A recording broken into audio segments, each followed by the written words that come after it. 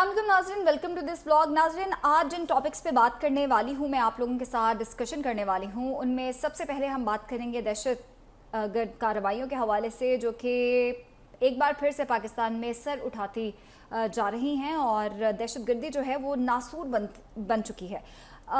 मस्तोंग हमला, खुदकुश हमला हुआ था और कई जानों का ज़िया उसमें हुआ था, और ना सिर्फ पाकिस्तान में बल्कि अब दहशत गर्दी जो है वो पूरी दुनिया में बेतहाशा ज़्यादा होने लग गई है। आज तुर्की में भी, तुर्की का दारुल हुकूमत है अंकारा, वहाँ पे खुदकुश दहशत गर्दाना कार्रवाई की गई और खैर बड़े नुकसान से बच गया है तुर्की इस वक्त, और अच्छी बात है कि फ़ौरन कार्रवाई हो सकी। और जो दो खुदकुश हमला आवर थे वो दफ्तर खारजा के दफ्तर उनका जो था वो निशाना था, लेकिन खैर एक दहशतगर्द ने दफ्तर खारजा के जो बिल्डिंग थी उसके दरवाजे पे ख़ुद को उड़ाया था। और मस्तोंग में भी हमने देखा कुछ ऐसी ही कार्रवाई नज़र आई थी कि, और इसके अलावा हंगू में भी, कि दो दहशतगर्द खुदकुश हमलावर आए थे और एक ने दरवाजे में ख़ुद को उड़ाया था और एक अंदर जाने की कोशिश कर रहा था, लेकिन हंगू में दहशतगर्द जो कार्रवाई है उसको नाकाम बना दिया गया। लेकिन मस्तोंग में जो भी हुआ, 60 से ज़्यादा लोग जो हैं वो लुक़मा अजल बने और 100 से ज़्यादा इस वक्त ज़ख्मी हैं। और हमारे जो निगरान वज़ीर आज़म अनवारुल हक काकड़ की जानिब से, शहबाज शरीफ की जानिब से, बिलावल भुट्टो की जानिब से, आसिफ अली ज़रदारी की जानिब से, ये जितनी भी तमाम तर दहशत गर्दाना कार्रवाइयाँ हैं उनकी मज़म्मत की जा रही है। और बारहा कहा जा रहा है कि दहशत गर्द कार्रवाइयों से रिलेटेड पूरी दुनिया मुत्तहिद हो जाए और कोई हिकमत अमली जो है वो बनाई जाए ताकि इस पर काबू पाया जा सके। जो दहशत गर्द होते हैं वो, उनका जो ताल्लुक़ है वो किसी भी मज़हब से या अकीदे से नहीं होता, जो कि मुझे लगता है बिल्कुल ठीक बात है। खैर, मस्तोंग धमाके जो खुदकुश धमाका था उसकी तहकीकात जारी हैं। इंफॉर्मेशन दी जा रही है वो यही है कि उसमें जो इंडियन एजेंसी है रॉ वो मुलविस है। सो लेट्स सी, अभी ये शक ज़ाहिर किया जा रहा है, जब बाकायदा तौर पर इस हवाले से आवाम को आगाह किया जाएगा तो फिर इस पर बात करेंगे। अगली स्टोरी है जनाब अगेन वर्ल्ड कप की, और अब डेली ब्लॉग में वर्ल्ड कप का जिक्र इसलिए होता है क्योंकि 5 अक्टूबर से वर्ल्ड कप का बाकायदा आगाज़ हो जाना है, और यकीनन जब तक वर्ल्ड कप रहेगा तब तक मैचेस की हम डिस्कशन जो है अपने ब्लॉग में करते रहेंगे। तो जनाब वर्ल्ड कप की जो सेरेमनी है उसमें कौन कौन परफॉर्म कर रहा है वो सामने आ चुका है। 4 अक्टूबर को वर्ल्ड कप की इफ्तिताही तकरीब होगी और तमाम की तमाम टीम्स जो हैं वो मैदान में उतरेंगी बारी बारी करके ट्रॉफी को पकड़ के।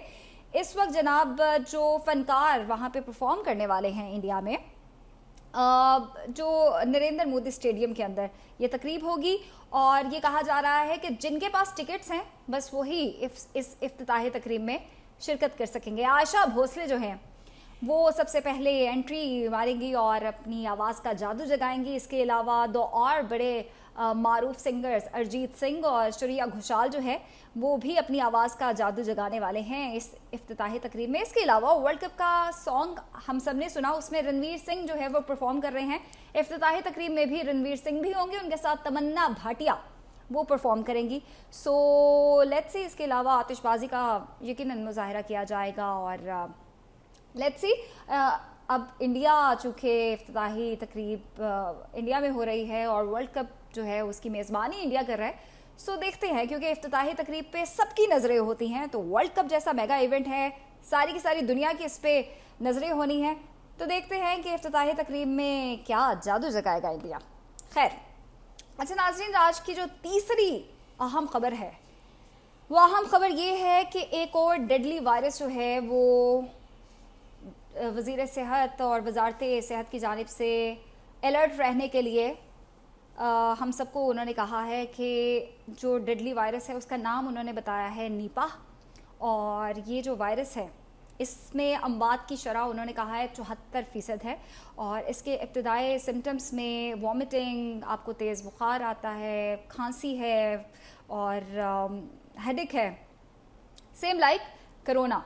जब कोरोना वायरस आया था तो किसी ने सीरियस नहीं लिया था और वो एकदम बहुत तेज़ी से फैल गया था। इसी तरह अब ये नीपा वायरस है जो कि इंडिया में آ چکا ہے اور اس کے علاوہ کئی دیگر ممالک میں یہ آ چکا ہے. جانوروں سے ہی یہ وائرس جو ہے وہ ٹرانسفر ہوتا ہے. سو اس لیے کائنڈلی آپ سب الرٹ رہیے اور احتیاط کیجئے. احتیاط ضروری ہے. اپنا خیال رکھیے, اپنے پیاروں کا خیال رکھیے. اس کی ویکسین ابھی تک نہیں آئی ہے. کرونا کی بھی نہیں آئی تھی اور ایک دم وہ پوری دنیا میں پھیلا تھا اور کئی ہزار نہیں صرف لاکھوں افراد جو ہے وہ کرونا وائرس کی وجہ سے وفات پا گئے. اسی لیے کسی بھی وائرس کو اب سیریس لینا چاہیے اور اس کو مذاق نہیں سمجھنا چاہیے. تو نیپا وائرس جو ہے وہ انڈیا میں آپ کو بتاتی چلوں 2018 میں پہلے رپورٹ ہوا تھا, لیکن اس کے بعد کوئی کیس جو ہے رپورٹ نہیں ہوا. لیکن ابھی ریسنٹلی 15 ستمبر ابھی کچھ دن پہلے ہی انڈیا میں یہ وائرس ایک بار پھر سے رپورٹ ہوا ہے اور اب اس کی جو رپورٹڈ کیسز کی تعداد ہے وہ بڑھتی جا رہی ہے.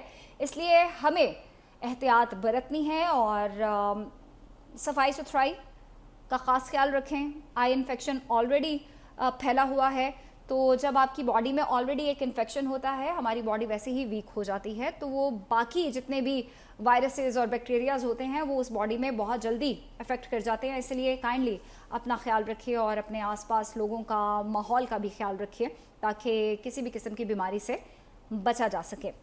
اچھا ناظرین, آئی فون 15 آ چکا ہے, 15 پرو میکس آ چکا ہے اور آئی فون کے جو دل دادا ہیں وہ ان کے کان جو ہے وہ اب کھڑے ہو چکے ہوں گے کہ ایسی کون سی میں آئی فون کی نیوز دینے والی ہوں. جناب آئی فون 15 کے بارے میں بہت زیادہ کمپلین آ رہی ہے کہ وہ بہت زیادہ ہیٹ اپ ہو جاتا ہے ڈیورنگ چارجنگ, ڈیورنگ کال. تو یہ مسئلے مسائل جو ہیں وہ ایپل تک پہنچائے گئے ہیں اور جتنے بھی فلیگ شپ فونز کا یہ مبینہ درجہ حرارت ہے بتایا جا رہا ہے کہ 47 ڈگری تک چلا جاتا ہے اور اگر فون کا کور نہیں ہے تو وہ آئی فون کو پکڑنا بڑا محال ہو جاتا ہے. سو آپ لوگوں کو یاد ہوگا کہ فرانس میں آئی فون 12 پہ اسی طرح کی رپورٹ آ رہی تھی کہ آئی فون 12 بھی جو ہے وہ ہیٹ اپ ہو جاتا تھا. تو فرانس میں اس کو کہا گیا تھا یہ تابکاری کا باعث بن سکتا ہے, اس لیے فرانس نے آئی فون 12 جو تھا اس پہ پابندی لگا دی تھی, اس کے بیچنے پہ پابندی لگا دی تھی, جس کی وجہ سے پھر ایپل والوں کو سافٹ ویئر اپڈیٹ کرنی پڑی تھی. اب یہ 12 کے بعد 15 میں ایسی پرابلم جو ہے وہ رپورٹ ہو رہی ہے کہ یہ بھی ہیٹ اپ ہو جاتا ہے اور اس کا جو درجہ حرارت ہے وہ تقریباً 47 سے 50 ڈگری سینٹی گریڈ تک پہنچ جاتا ہے.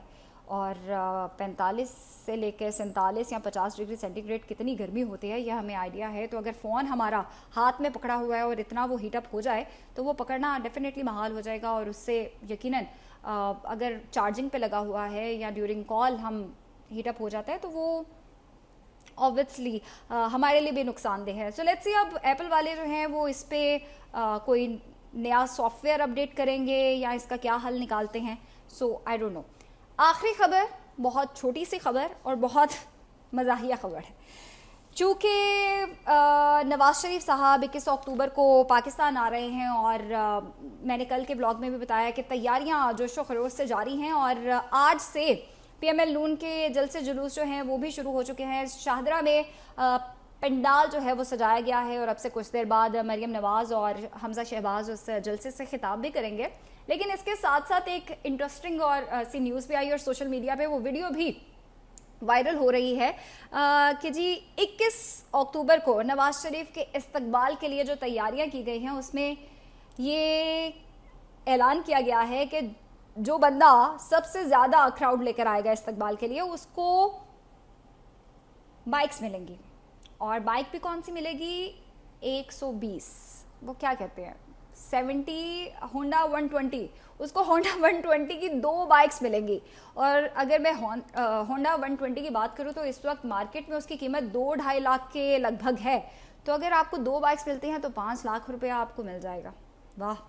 تو میرے خیال سے استقبال جو ہے وہ واقعی میں اچھی خاصی جو ہے وہ عوام آ جائے گی اسی چکر میں کہ چلو بائک تو ملے گی, کھانا ملے نہ ملے, بلز ہم پے کر سکیں نہ کر سکیں, بائک ملنی ضروری ہے. سو لیٹس سی اب کیا ہوتا ہے اور کس کو بائکس ملتی ہیں اور جن کو بائکس نہیں ملے گی وہ بھانڈا پھوڑیں گے اس بات کا. ظاہر سی بات ہے پھر بعد میں ویڈیوز آئیں گی کہ جی ہمیں تو بریانی کے چکر میں لے کر گئے تھے یا ہمیں بائکس کے چکر میں لے کر گئے تھے تو ہمیں ملا تو کچھ بھی نہیں.